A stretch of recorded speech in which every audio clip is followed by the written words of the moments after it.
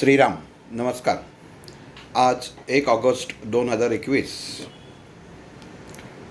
एक नवीन विषय घेऊन आपण जसं दर रविवारी मृत्युंजय मंत्र, महामृत्युंजय मंत्र आणि त्याचं बीजाक्षर या बाबतीत जे विश्लेषण मला जे ज्ञात होतं किंवा माहीत होतं ते आपल्यापर्यंत पोचवलेलं आहे. बऱ्याच वेळा संभाषण करताना, बोलताना, तांत्रिक गोष्टींमध्ये, मीडियामध्ये चक्र, ध्यान, कुंडलिनी, ज्ञानयोग, ब्रह्मयोग, क्रियायोग यावरती ऐकायला आणि वाचायला मिळतं. याच्यावरती बऱ्याच जणांची लिखाणंही आहेत, बऱ्याच जणांचे व्हिडिओ आहेत, ऑडिओ आहेत. जे मला ज्ञात आहे, जेव्हा माझा क्लास याच्या मंत्रशास्त्रावरचं जे अध्ययन चालू होतं त्यावेळी जे शिकवलं गेलं आणि मुख्य म्हणजे डॉक्टरांबरोबर चर्चा करताना प्रत्येक शब्दाचं मनुष्याच्या शरीर रचनेमध्ये महत्त्व काय आहे. कारण कसं असतं की जो मंत्र शिकवतो, एखादा विषय एखादे शिक्षक शिकवत असतील तर त्या विषयापुरतं त्यांचं ज्ञान हे आपल्याला ते प्रदान करतात. पण डॉक्टरांचं वैशिष्ट्यच असं होतं की ज्ञान कुठलंही असो त्याच्या मुळापर्यंत कसं जायचं आणि मुळापर्यंत गेल्यानंतर त्याचा आपल्या रोजच्या जीवनामध्ये कसा उपयोग व्हायला पाहिजे आणि तो होतोय की नाही हे पाहणं पण खूप गरजेचं आहे. मला आठवत आहे की जेव्हा ध्यानयोग, ध्यान हा शब्द आपण प्रत्येक ठिकाणी ऐकतो, बऱ्याच ठिकाणी केंद्रही आत्ता सध्या चालू आहेत. प्रत्येकजण आपापल्या परीने नामस्मरणाच्या दृष्टीने, नामाच्या दृष्टीने सुद्धा ध्यानयोग क्रिया करत असतो. पण त्या व्यक्तीला जर विचारलं की तू ध्यान करतोस म्हणजे काय करतोस, तर ते सांगतात आम्हाला जसं सांगण्यात आलेलं आहे तसं एका जागेवर बसून एका विशिष्ट आसन किंवा सहज आसनात त्या नामाचा उच्चार किंवा एखाद्या देवतेचा उच्चार डोळे मिटून केला जातो. काही जणांना त्याच्यामध्ये रंग दिसतात, काही जणांना त्याच्यामध्ये प्राणी दिसतात, सरपटणारे प्राणी दिसतात, उडणारे प्राणी दिसतात, पूर्वजन्मी काय झालं आहे, पुढं काय घडणार आहे, अशा विविध घटना त्यावेळी त्या व्यक्तीला दिसतात असं त्यांचं म्हणणं असतं. मग दुसरा म्हणतो तुम्हाला असं दिसलं का, मग याचा अर्थ काय, आणि मग त्या अर्थ काढत आपण बसलेला असतो. पण जी घटना आपल्याला दिसते त्याच्या मुळाशी आपण कधीच जात नाही. एखादी गोष्ट चांगली दिसली तर मात्र आपण म्हणतो की नाही, मला जे दिसलं तसं झालं. पण एखादी घटना वाईट असेल आणि ती जर दिसली आणि तशी जर घडली तर तो माणूस शक्यतो सांगत नाही. हा मनुष्य स्वभाव धर्म झाला. मुळामध्ये कसं आहे की ध्यानयोग, कुंडलिनी योग, बैठक, परब्रह्म ओळख, ब्रह्म ओळख, स्व ओळख, आत्म ओळख, आत्मज्ञान ओळख आणि मग ही चक्र, असा हा प्रवास आहे. सुरुवात कुठनं झाली, आपण नेहमी पाहतो की ओंकाराने सुरुवात करतात, ओमनी सुरुवात करतात आणि मग त्याचं कारण दिलं जातं. उत्पत्ती, स्थिती, लय, आकार, उकार, मकार या गोष्टींनी ओंकार म्हणावा आणि ओंकारामध्ये ते चैतन्य असतं. ओंकारामध्ये अमुक गोष्ट असते, ओंकारामध्ये तमुक गोष्ट असते. सगळी ऊर्जेचे प्रकार त्या ओंकारामध्ये आहेत. म्हणून ते ओंकारापासून सुरुवात करावी. मग भ्रामरी ओंकार आहे, त्याच्या ओंकाराचे बरेच प्रकार आहेत, ते म्हटले जातात. पण मुळामध्ये ध्यान म्हणजे काय? आपण एखादं म्हणतो, काय रे तुझं लक्ष कुठं आहे? हिंदीमध्ये म्हणतो तुम्हाला ध्यान किधर है. हिंदीमध्ये आपण असं म्हणत नाही की तुम्हाला लक्ष किधर है. पण म्हणजे ध्यान हा शब्द मुळामध्ये हिंदी भाषेतनं आलेला आहे. एखाद्या गोष्टीवर एकाग्रता निर्माण करणं. पण ती निर्माण करणारी प्रक्रिया किंवा क्रिया ही आपोआप व्हायला पाहिजे.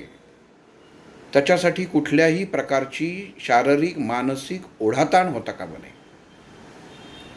आपल्याला मनुष्याला रात्री झोप लागते, काही जणांना उशीर लागते, काही जणांना विचार करून झोपायची सवय असते. पण जेव्हा झोप लागते तेव्हा त्याला आपण कुठल्याही वेगळ्या प्रकारच्या कृती त्या झोपेमध्ये करत नाही.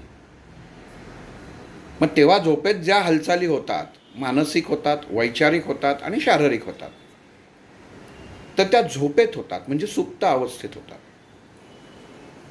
मग सुप्त अवस्थेत झालेल्या हालचाली, सुप्त अवस्थेत झालेल्या कृती ह्या कोण करतं? आपण नेहमी पाहतो की शरीराचे सर्व अवयव हे चालू असतात. आपण जरी झोपलो, आपली जागृत अवस्था त्यावेळी सुप्त जागृत अवस्थेमध्ये रूपांतरित होते. आणि जागृत अवस्थेत म्हणजे थोडक्यात डोळे उघडणं, सोप्या भाषेमध्ये सांगायचं म्हटलं तर डोळे उघडणं आणि क्रियाकृती चालू करणं, ह्या गोष्टी होत नाही. मग जेव्हा आम्हाला शिकवलं गेलं की का अशा शरीराची, मनुष्याच्या शरीराची ओळख त्याला पहिल्यांदा होणं गरजेचं आहे. ध्यान, कुंडलिनी, ही चक्र, ही सगळा हा नंतरचा भाग झाला. पण मुळात जर तुमच्या शरीराची तुम्हाला जर ओळखच नसेल, तर तुम्ही एखाद्याने आपल्याला बळजबरीने, मी हा बळजबरी शब्द मुद्दाम एवढ्यासाठी वापरतो आहे की काही शारीरिक कृती आपल्या अशा असतात की त्या आपल्याला करायच्या नसतात, किंवा आपला अवयव सांगत असतो की अरे हे करू नको कारण मी दुखरा भाग आहे, तरी मनुष्य करतो कारण समोरच्याने सांगितलेलं असतं. म्हणजे रोधाला प्रतिरोध आपण आपलं शरीर सांगत असतं, त्याच्याकडं आपलं लक्ष जात नाही आणि आपणच आपल्या अंगाला, आपल्या शरीराला, आपल्या ज्ञानाला विरोध करत असतो. मग अशा कुठल्या गोष्टी आहेत की ज्यांनी आपल्या शरीराची ओळख मनुष्याला होणार आहे? आपण जन्मतात, आता या चक्रांचा भाग, आपण कोणालाही विचारलं की किती चक्र आहेत बाबा, तो सांगतो सप्तचक्र आहे, 7 चक्र आहेत. मग मनुष्याचा जन्म होताना कसा होतो? आपण असा विचार करतो की तो हाडामासाचा देह हा आईच्या उदरामध्ये वाढतो, गर्भाशयामध्ये वाढतो. मग गर्भाशयामध्ये वाढलेला देह श्वास घ्यायला जेव्हा सुरुवात करतो, जेव्हा ती नाळ तोडली जाते, तेव्हा असं म्हणतात की तो श्वास पहिला त्या बाळाचा असतो. मग तो श्वास चालू झाला तर ती शरीरामध्ये ऊर्जा कुठनं उत्पन्न होते? मनुष्य ती फक्त नाळ कापली आणि श्वास चालू झाला म्हणजे काहीतरी कृती तर व्हायला पाहिजे, कार्य तरी व्हायला पाहिजे. म्हणजे तिसरं कोणीतरी तिथं उपलब्ध पाहिजे की हे तोडल्यानंतर, ही नाळ तुटल्यानंतर जो बाळाचा देह असतो त्याचा श्वास चालू करायला.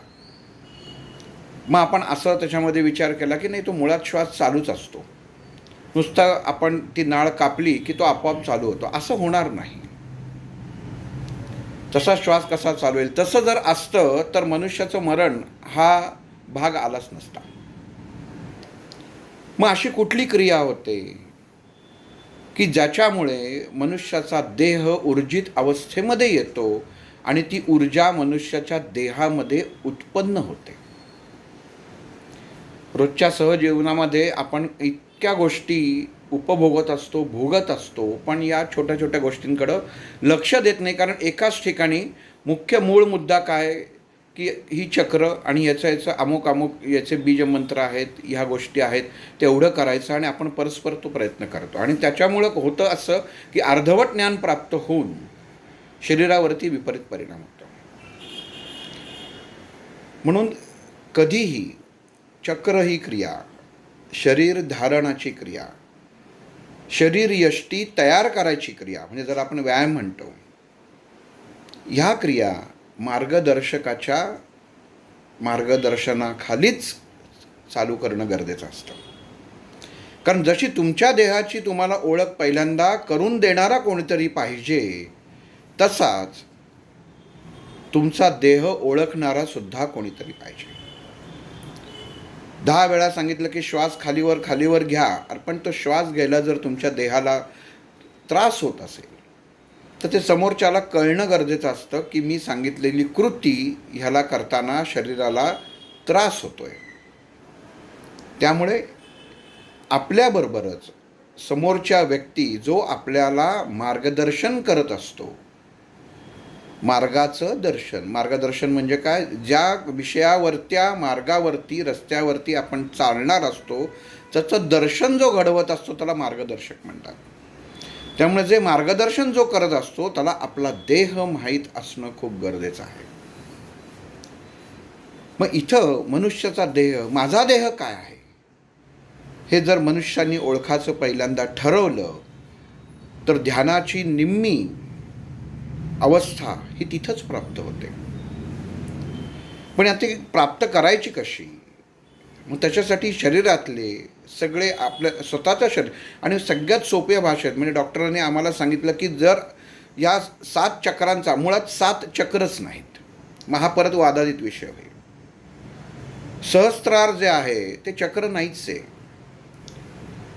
ज्या चक्रामध्ये, ज्या गोष्टींमध्ये बीज येत नाही, परत सांगतो, ज्या गोष्टींमध्ये बीज येत नाही म्हणजे नवीन उत्पत्ती करायची तशीच व्यवस्था नाही, ते मानलं जात नाही. ती कृती एकदाच होते.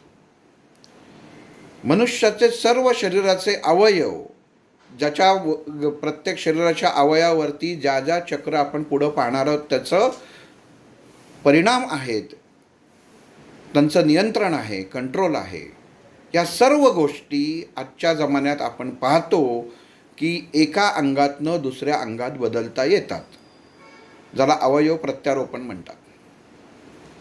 पण सहस्त्रार असं कधी म्हटलेलं आहे का, आपण ऐकलं आहे का की ह्याचा मेंदू काढला आणि त्याच्यामध्ये मेंदू टाकला, दुसऱ्याच्या ह्याच्यामध्ये मेंदू, हा ब्रेन डेड होता मग त्याचा मेंदू काढला आणि जो चांगला होता त्याचा मेंदू त्याच्यामध्ये काढला आणि तो माणूस व्यवस्थित झाला, असं कधी ऐकलेलं आहे का? म्हणजे काय की सहस्त्रार हे चक्र नाही. आणि ह्याचं आपल्या वेदांमध्ये लिखाण केलेलं आहे, ज्ञानेश्वर माऊलींनी लिखाण केलेलं आहे, वेदांमध्ये सांगितलेलं आहे. आणि हे प्रमाण आहे.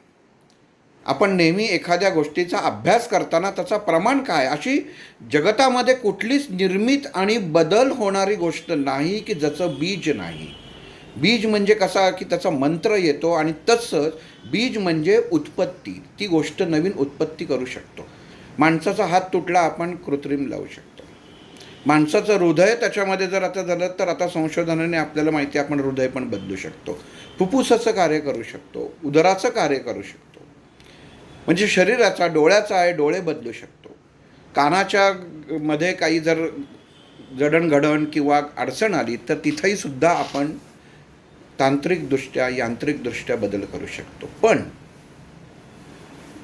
ज्या देहामध्ये परमात्म्याकडनं ऊर्जा घेतली जाते ते स्थान बदलता येत नाही. कवटी बदलता येते का? तर नाही येत. मेंदू बदलता येत नाही. मग ते चक्र नाही, कारण ते गोल फिरतच नाही. चक्र म्हणजे साधी सोपी त्याची व्याख्या आहे की जे गोल फिरतं त्याला चक्र म्हणतात. जेवढ्या चक्रांचं आपण पुढं बघणारच आहोत चित्र कसं आहे, पण ही सगळी गोल आहे. चक्र म्हणजे गोल, हा सोपा मराठीमध्ये आपल्याला समजून घेण्यासारखा अर्थ आहे. म्हणजे ज्याला गती आहे. मग मला डॉक्टरांनी हे सोपं करून सांगण्यास सांगितलं होतं, तुम्ही असं करा, तुम्ही त्या शरीराच्या भानगडीत काही पडूच नका. तुम्ही एक इमारत समोर आणा आणि त्या इमारतीमध्ये पहिल्यांदा आपण प्रवेश करतो तो भाग बघा, मग पहिला मजला बघा, मग दुसरा मजला बघा, की प्रत्येक कार्यालयीन अवस्थेमध्ये पहिल्यांदा काय असतं तर लिफ्ट असते, खाली स्टोअर असतं, मग पहिल्या मजल्यावरती काही जणांचं रिसेप्शनचं काउंटर असतं, मग वरती ऑफिस असतात. असं करत करत शेवटी जो मुख्य असतो तो सगळ्यात वरच्या टॉप फ्लोअरला बसलेला असतो, तो सगळ्यात वर त्याची जागा असते. आणि प्रत्येक जागेचे जसं खालची स्टोअर रूम आहे त्याची व्याप्ती, त्याचा आकार हा कमी जास्त असतो. मग वरच्या जिथं स्टाफ बसतो, कर्मचारी बसतात, तो आकार कमी जास्त असतो. म्हणजे यांत्रिक काम तिथं चालतं, तो आकार सर्वसाधारण मोठा असतो. जिथं उत्पादन चालतं तो भाग सर्वसाधारण मोठा असतो आणि जो मुख्य असतो त्याची जागा ही छोटी असते, पण तोच या सर्व मोठ्या जागेचा नियंत्रक असतो. असं त्यांनी मला समजावं म्हणून सोप्या भाषेमध्ये करून सांगितलं होतं. मग प्रत्येक म्हणजे ऑफिसचं नाव एकच, तसं देहाचं नाव एकच, पण प्रत्येक विभागाचं कार्य वेगळं. आणि मग प्रत्येक विभागाचं कार्य जसं होतं तशी ती वस्तू, तो पदार्थ तयार होतो आणि त्याचं एकच नाव ठेवलं जातं. हे म्हणजे निर्मिती झाली. म्हणजे ती देहाची आपल्या ओळख झाली की आपण काय आहे. आणि मग ह्याचा सूत्रधार कुठं बसलेला असतो, तो वर बसलेला असतो, शेवटच्या टॉप फ्लोअरला बसलेला असतो. आणि तिथं बघा त्याच्या केबिनमध्ये फोन असतो आणि त्याला जी रिसेप्शनिस्ट असते, की जी ऑपरेटर असते, की जिथनं सगळ्या कुठल्या कुठल्या प्रत्येक विभागातले, प्रत्येक सेक्शनमधले जे फोन येतात, अमुक अमुक इकडनं हा अडचण आहे, इकडनं ती अडचण आहे, हे सगळे फोन एका वायरमार्फत, ज्याला आपण इंटरकॉम म्हणतो, त्यामार्फत त्या साहेबांना सांगितले जातात. आणि काही गोष्टी अशा असतात की अगोदर खालच्या साहेबांना, मग खालच्या साहेबांच्या दृष्टिकोनातून, त्यांच्या विचारातून तो अडथळा, तो प्रॉब्लेम, जर त्याचा तो प्रॉब्लेम सॉल्व्ह झाला तो वरच्या साहेबांपर्यंत जायला लागत नाही, फक्त नंतर सांगायला लागतं की अमुक अमुक दोष होता, अमुक अमुक अडचण होती, पण अशा अशा आम्ही कृती केल्या आणि त्यातनं हे संपलेलं आहे, सॉल्व्ह झालेला आहे प्रॉब्लेम. म्हणजे मेंदूपर्यंत, मेंदूमध्ये जो आपला नियंत्रक आहे तिथपर्यंत ही गोष्ट जात नाही, म्हणजे माहिती पुरवली जात नाही. आता कशी पुरवली जात नाही? कारण आपण म्हणतो की मेंदूला तर सर्वच माहिती असतं. म्हणून मेंदूमध्ये एक जागृत अवस्था आणि एक सुप्त अवस्था असते. मग जेव्हा वरचा ऑफिसर असतो तो लगेच साहेबांना सांगत नाही की अहो तुम्ही असं असं झालं बरं का साहेब याच्यामध्ये. थोड्या वेळाने, थोड्या काळाने त्या साहेबांना कळतं की आपल्या इथं अशी अशी अडचण झाली होती, ती दूर झालेली आहे. हीच गोष्ट मनुष्य देहामध्ये, मनुष्याच्या शरीरामध्ये चक्रांच्या मार्फत घडत असते. की कुठल्या चक्रामध्ये काय अडचण निर्माण झाली तर ती त्या चक्राचं काम काय आहे. नुसतं चक्र म्हटलं की त्याच्यात नाही, त्या विभागामध्ये काय काय येतं. मग त्या विभागाची शेवटी आत्ता जसं सांगितलं की मुख्य जो आहे, जो ऑपरेटर आहे, टेलिफोन ऑपरेटर असतो की जो सगळीकडं त्या साहेबांपर्यंत कनेक्शन जोडून देत असतो. कुठं कुठं ह्या विभागामध्ये अडचण आहे त्या विभागात जोड, त्या विभागात अडचण आहे तिथं जोड. म्हणजे जिथं जोडायला पाहिजे ते जोडायचं काम ते करतो. म्हणजे मनुष्याच्या मेंदूमधले विचार शरीरामध्ये कुठंतरी आपण म्हणतो की माझ्या छातीत दुखतं आहे, माझ्या पोटात दुखतं आहे, म्हणजे हा विचार आला मनामध्ये.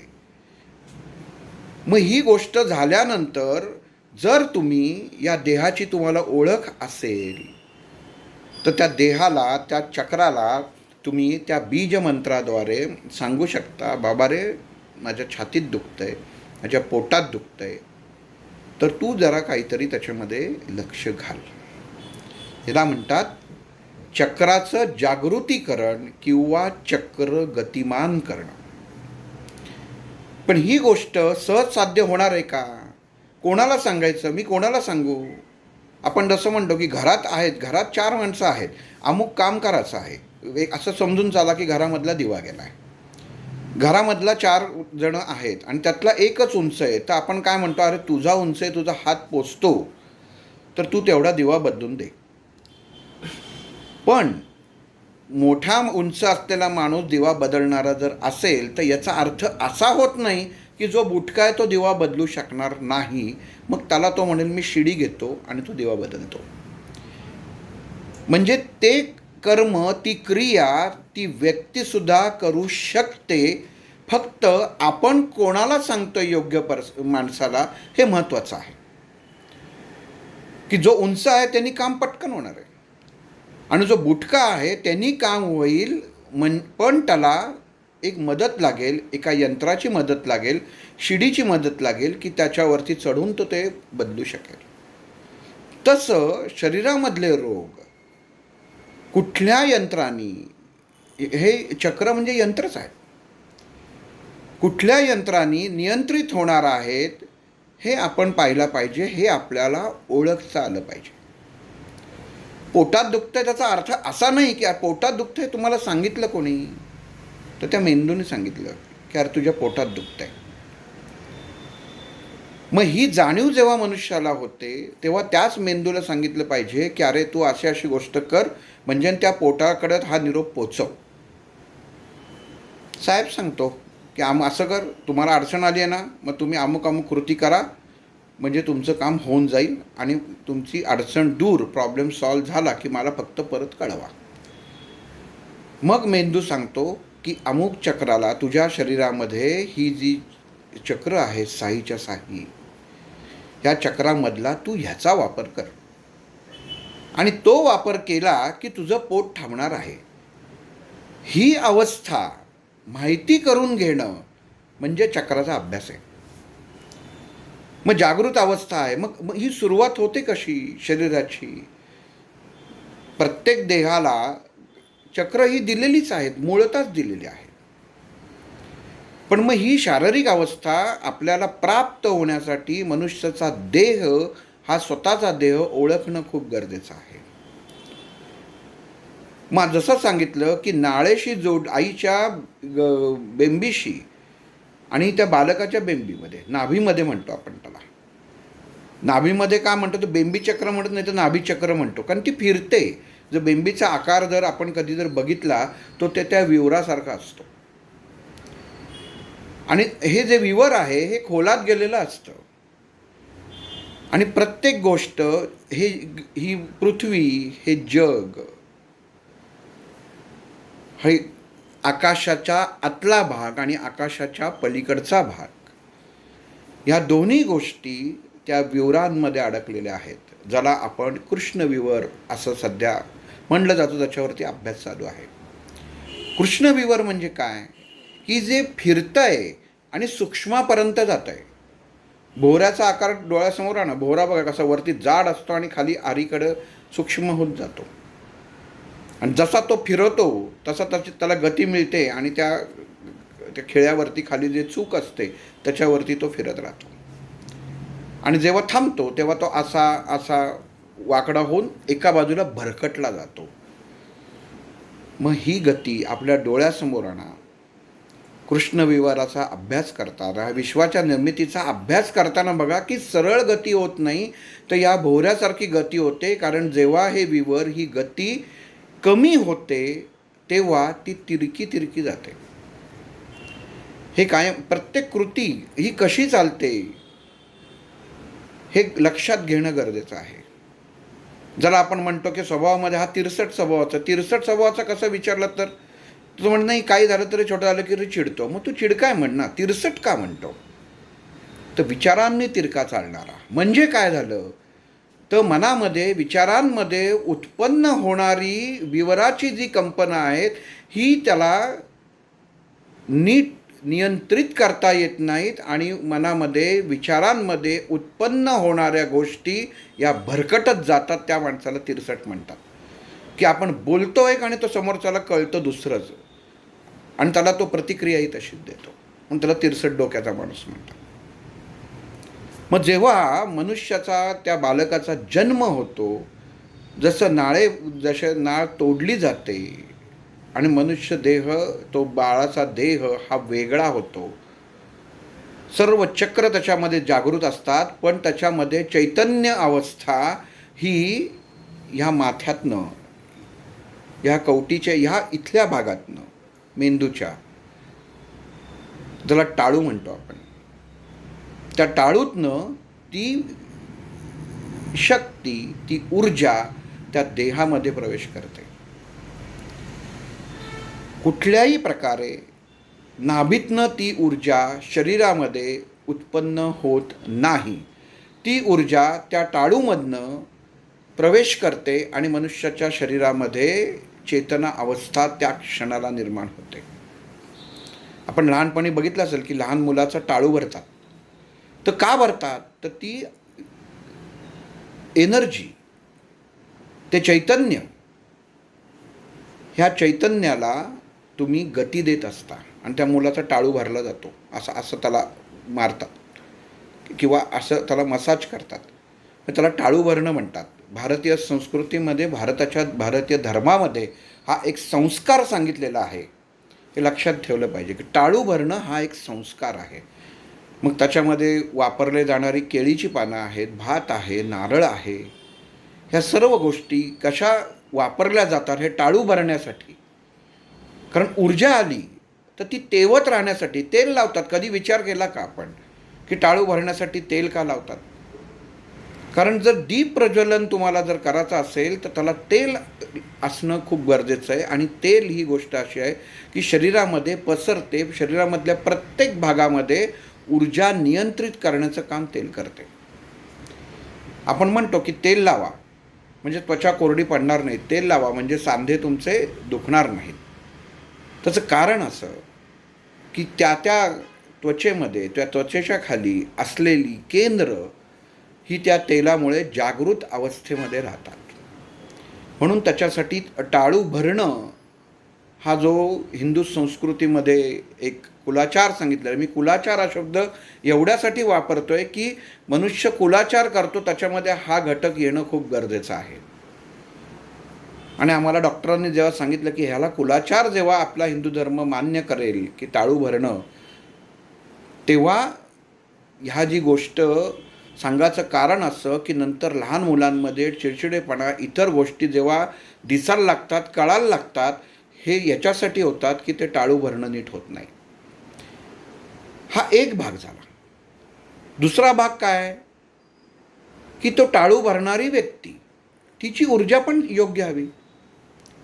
तिची ऊर्जा ती जी, कारण हातावरती हा तळ हात तिचा जेव्हा येतो, तळ हातातनंच ऊर्जा पास होते. तळ हातातनंच समोरच्याला आपण ऊर्जा समोरच्याला ट्रान्सफर करू शकतो.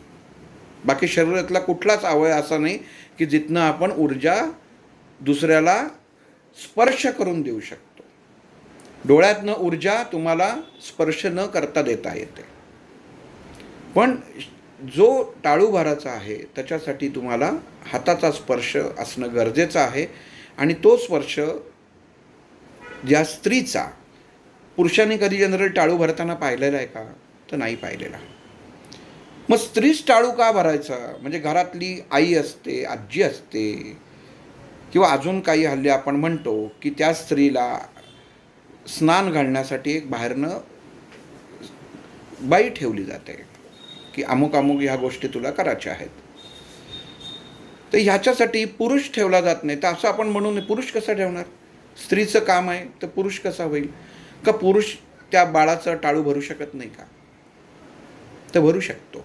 पण स्त्रीमध्ये, स्त्री तत्वामध्ये ती नियंत्रित ऊर्जा आहे, जी शक्ती परब्रह्म आपल्या देहामध्ये प्रस्थापित करतो. तिला नियंत्रित करायचं काम हे फक्त स्त्रीच्या देहामधनंच होऊ शकतो. म्हणून कायम लक्षात ठेवायचं की कुठलीही देवता असो, तिची शक्ती ही स्त्री शक्ती असते, स्त्री शक्ती असते. स्त्री त्याला अर्थ म्हणायचा म्हणजे आपण सांसारिक जीवनामध्ये त्याला स्त्री म्हणू शकतो. पण स्त्री शक्ती म्हणजे काय? तर जो टाळू जी स्त्री भरते, ती जी शक्ती आहे, मुळात परब्रह्माने ती शक्ती तुमच्या देहामध्ये भरलेली आहे.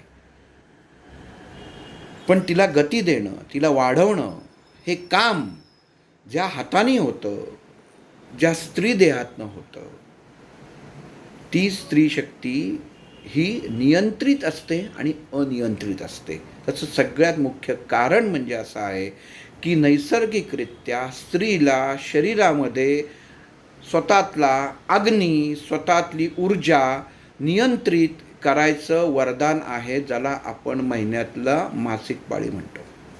हे पुरुषाला नाही आहे. पुरुषाची शक्ती ही अनियंत्रित असते, स्त्रीची शक्ती ही नियंत्रित असते, कारण ती नैसर्गिकरित्या सांभाळलेलं काम जे परमात्म्याने घडवतानाच केलेलं आहे, तर ते तसंच केलेलं आहे. म्हणून स्त्रीचं महत्त्व खूप महत्त्व आहे. की जीवनामध्ये का महत्त्व आहे, तर त्याचं कारण हे आहे की शास्त्रीयदृष्ट्या काय आहे, कारण सुरुवातच जिथनं होते. आणि मग आपण जर पाहिलं की त्या बाळाला आंघोळ घालताना, स्नान घालताना पायावरती उपडं हे करतात. ही सगळी मनुष्याच्या शरीरातली चक्र जी असतात, ही जेव्हा त्या बाळाला पायावरती उपडं केलं जातं, तेव्हा आपल्या शरीरातली, त्या स्त्रीच्या शरीरातली सर्व चक्रांची ताकद ही हातांमध्ये येते. आणि त्या बाळाला आपण ती ज्या आई असो, आजी असो, किंवा ती कोणी स्त्रीच धरायची, आपण स्त्री म्हणू, ती जी तेल लावते, आंघोळ स्नान घालते, तर ही त्याच्यासाठी घालत असते. कारण का, तर नियंत्रित ऊर्जा दोन्ही हाताने घालते, एका हाताने कधी घालत नाही.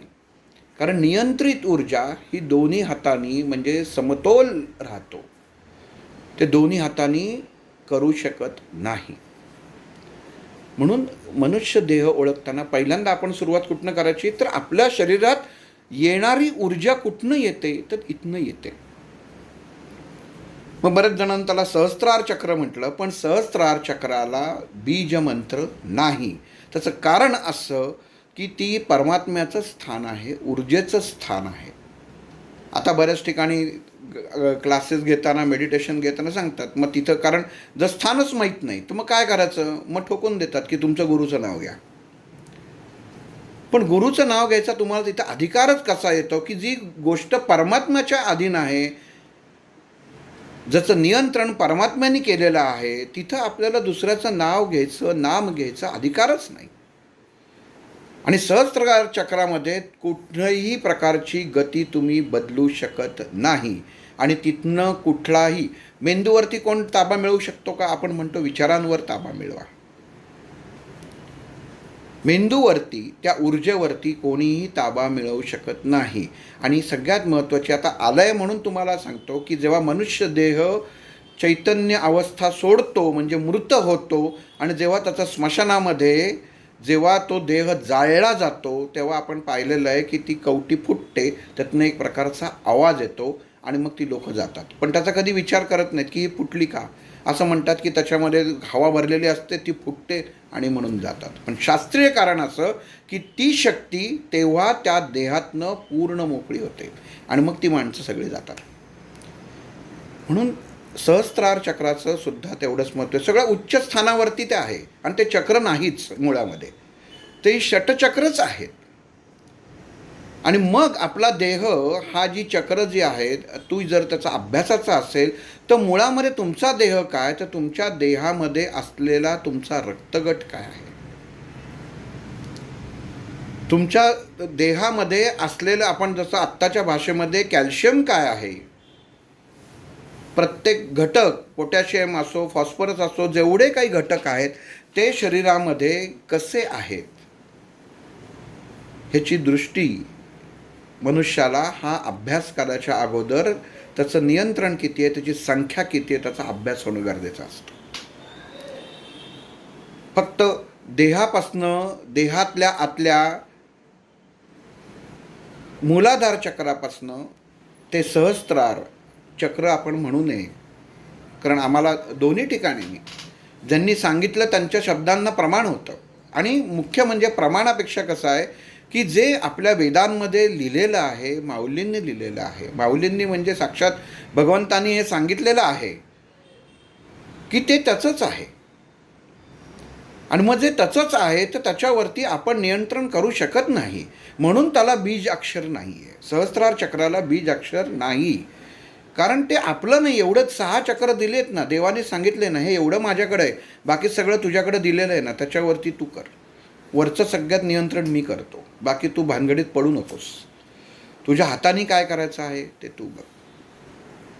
पण मग ह्याच्यामध्ये सुद्धा बघा त्यांनी देह देताना कसं वर्गीकरण केलेलं आहे. आपण हात आपल्याला पाहिजे तेव्हा हलवू शकतो, पाय हलवू शकतो, डोळे उघडझाप करू शकतो, कान पाहिजे तर ऐकू शकतो, नको तर बंद करू शकतो, तोंड आहे. पण शरीरातले काही अवयव जे अनियंत्रित आहे त्याचं नियंत्रण हे फक्त त्या परमात्म्याकडे आहे. हृदय, यकृत, आतडं आणि मूत्रपिंड ह्याचं नियंत्रण त्या भगवंताकडे आहे. मूत्राशय नाही, मूत्रपिंड, नाही तर त्याच्यामध्ये परत समजण्यामध्ये गफलत होईल. तर ह्याचं नियंत्रण आपण हृदय थांबवू शकतो का? तर नाही थांबवू शकत. आत्ता 4 दिवसापूर्वी एकांशी माझी भेट झाली, तर त्याच्यात हृदय थांबत नाही. कुंभक क्रियेमध्ये तुम्ही नाडी थांबवू शकता, हृदय थांबवू शकत नाही, कारण हृदय हा असा स्नायू आहे की जो जोर थांबला तर ते चालू करायचं का नाही हे फक्त त्या भगवंताच्या, त्या परमात्म्याच्या हातामध्ये आहे. त्यामुळं हृदयापासनं आपल्या देहापर्यंत, नाडीपर्यंत पोचणाऱ्या गोष्टी, थोडक्यात ह्या बाजूनी जायचा रस्ता बंद, तर त्याच्यासाठी आपण काहीतरी सांगतो की या रस्त्याने जाऊ नये. तसं श्वासाला त्या बाजूनी जायला रोखलं जातं, त्याला ते कुंभक म्हटलं जातं. हा नंतर भाग येईल. मग हृदय, यकृत, आतडं आणि मूत्रपिंड ह्या गोष्टी आपल्या नियंत्रणामध्ये नाहीत. या भगवंताने त्याच्या नियंत्रणामध्ये ठेवलं आहे. आता फुफ्फुस सुद्धा त्याच्यामध्ये वास्तविक येतं, पण आपण काही वेळा श्वास रोखून देऊ शकतो. प्राणायामामध्ये काय करतो? 5 वेळा दीर्घ श्वास घ्या, 5 वेळा दीर्घ श्वास सोडा. म्हणजे फुफ्फुस जे असतं त्याचा श्वास, त्याच्यामध्ये जाणारा प्राणवायू आपण थांबवू शकतो. म्हणून फुफ्फुसाला याच्यामध्ये गृहीत धरलेलं नाही. कारण ह्या 5 गोष्टी या भगवंतानी त्याच्या हातामध्ये ठेवलेल्या आहेत. आणि बाकीच्या गोष्टी ज्या आहेत, ज्या मनुष्य त्याच्या बुद्धीनुसार, सुबुद्धीनुसार नियंत्रित करू शकतो. पण मग ह्याचा स्वामी कोण? या देहाचा स्वामी कोण? मग जिथं आपण म्हणतो की साधनेला सुरुवात करा, ध्यानाला सुरुवात करा, मग आपण असं बसा, एका जागी बसा आणि ओंकाराने सुरुवात करा. पण मग ओंकाराचा संबंध काय आला?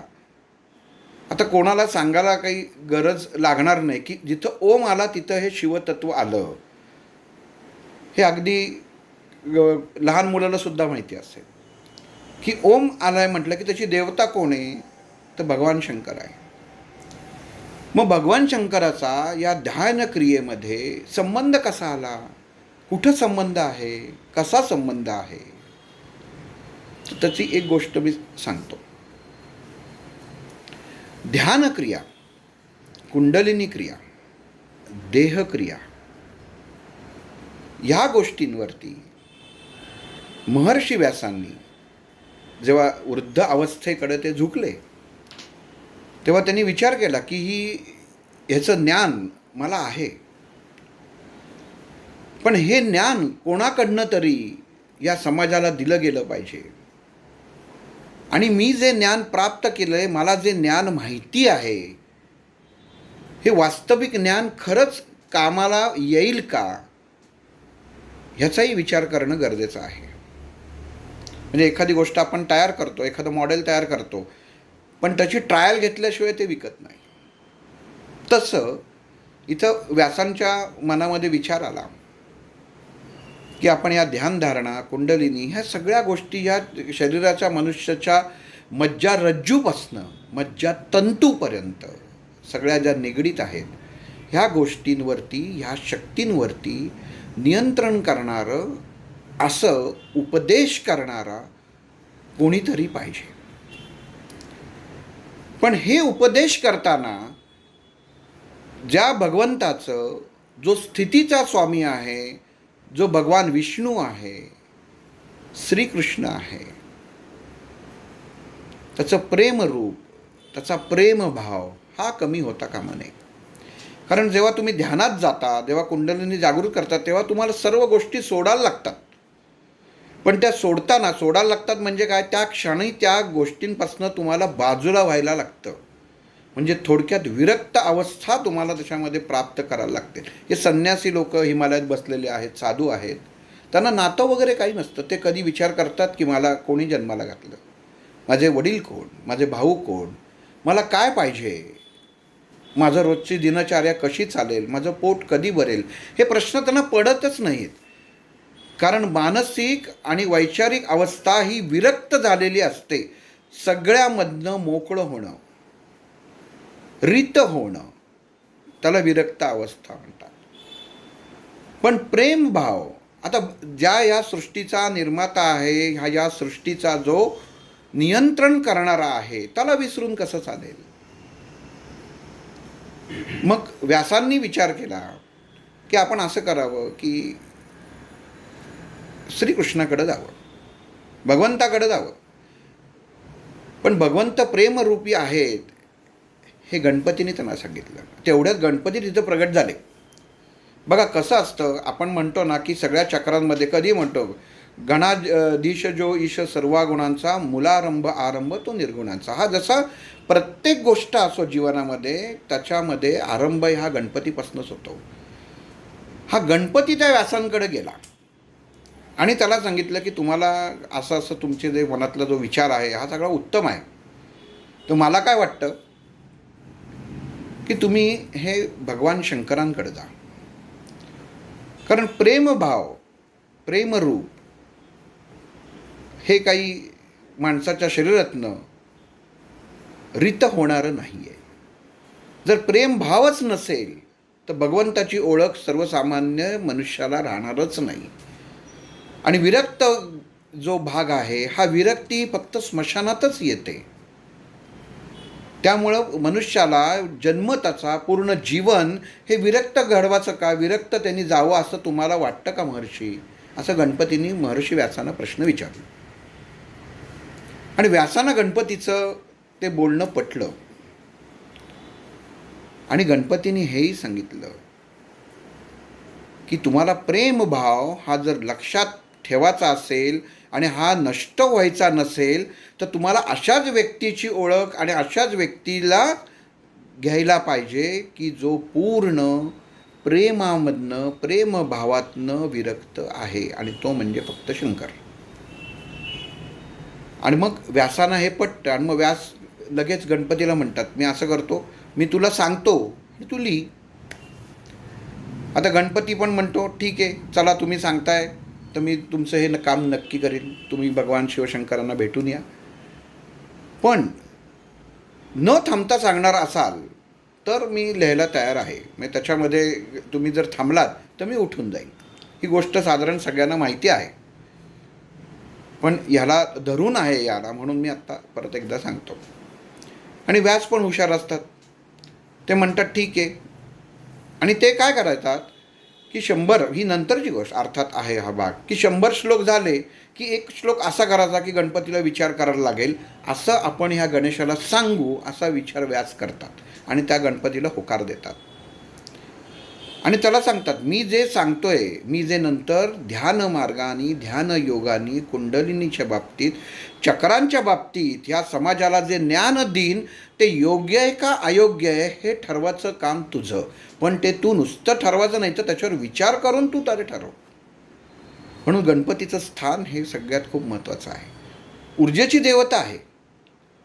तर म्हणून ते स्थान गणपतीला आपण का जपतो आणि का जपतो, ह्या दोन्ही गोष्टी इथं महत्त्वाच्या आहेत. की ध्यानधारणा साधन करताना जर गणपतीचं नामस्मरण पहिलं केलं गेलं नाही तर ती ध्यानधारणाचं साधा नमस्कारसुद्धा त्या देवतेपर्यंत पोचत नाही. तर ही एक सगळ्यात महत्त्वाची इथं गोष्ट आहे. आणि मग व्यास भगवान शंकरांकडे येतात आणि भगवान शंकरांना म्हणतात की मी असं असं ठरवलेलं आहे, तर कोणीतरी मला एक जण असं पाहिजे की ह्या सर्व क्रियांमध्ये मला जो सहाय्य करेल, ते तुम्हीच आहात, असं व्यास शंकराला सांगतात. आणि मग शंकर म्हणतो की नाही नाही, हे काय मला जमायचं नाही, हा काय माझा भाग नाही, प्रेम हा माझा भागच नाही.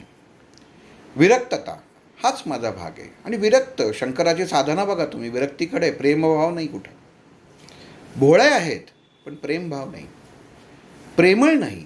प्रेमळ विष्णूच.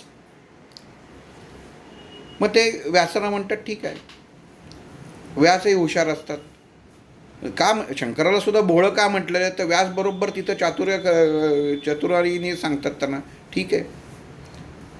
उद्या लोक काय म्हणतील की भगवान शंकरांनी प्रेमभाव उत्पन्न होतो म्हणून ह्याच्यातनं माघार घेतली, आणि भगवान शंकर तिथं फसतात.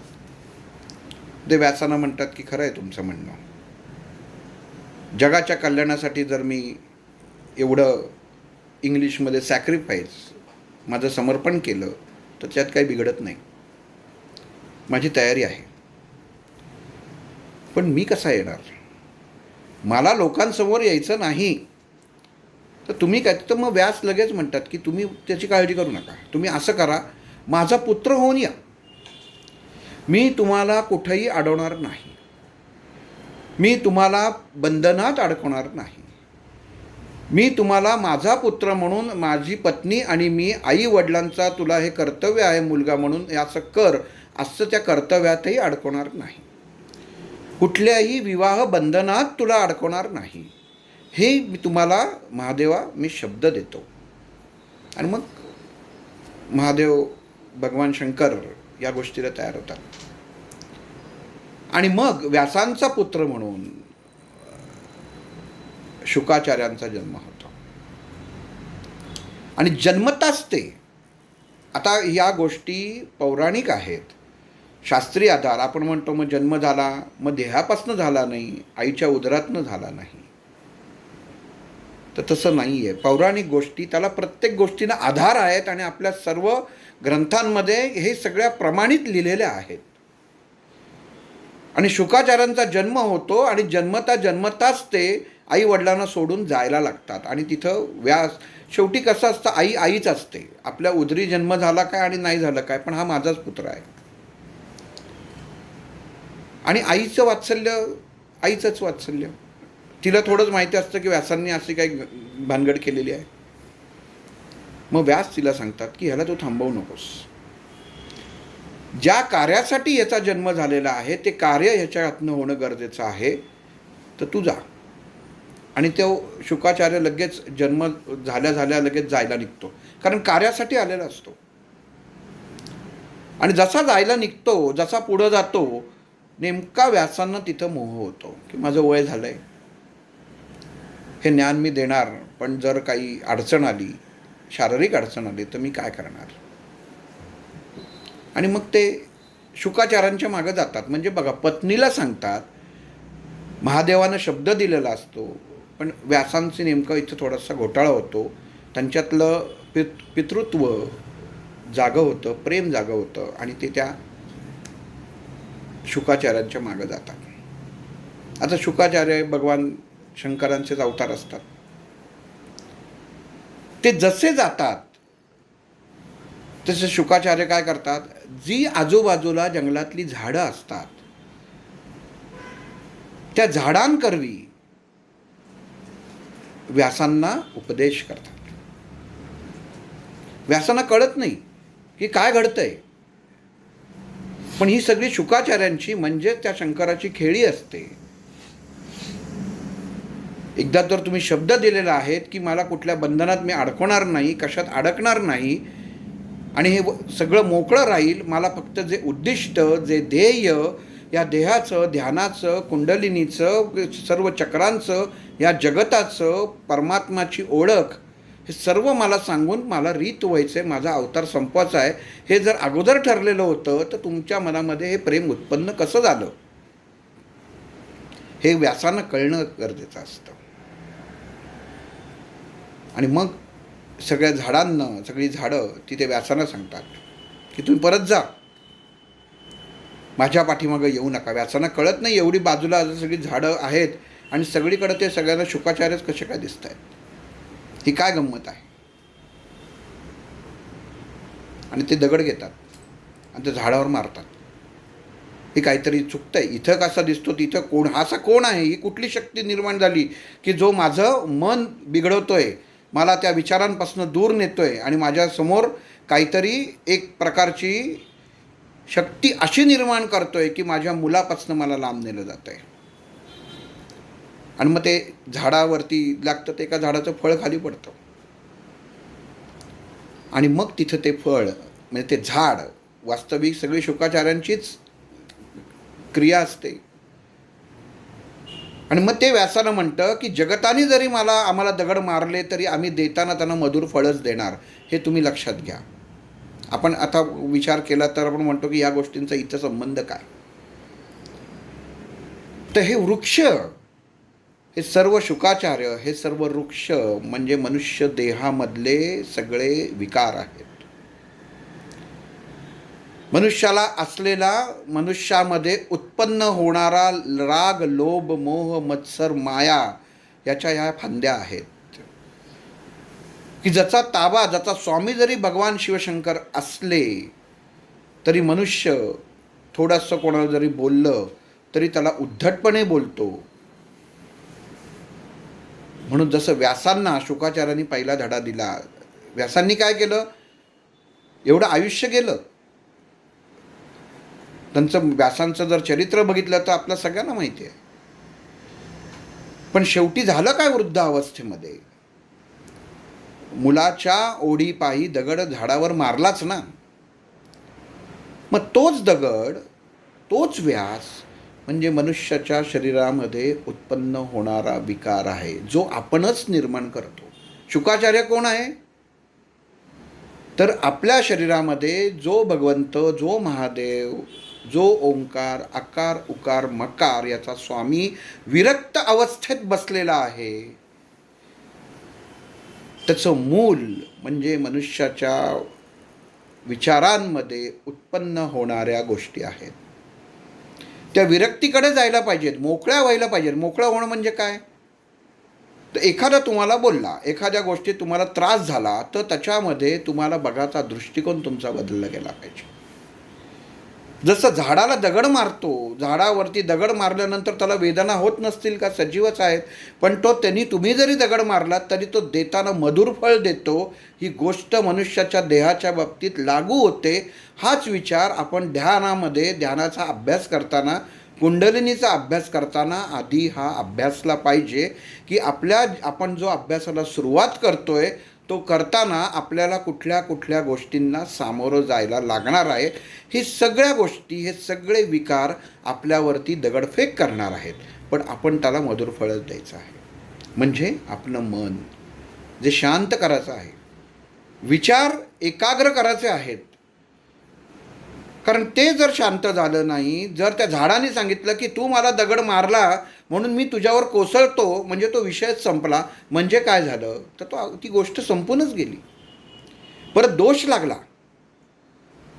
म्हणजे समोरचा, ही साधी गोष्ट आहे की समोरचा एखादी गोष्ट तुम्ही म्हणाल माझं चुकत नाही आहे, मग मी समोरच्याचं का ऐकून घ्यायचं.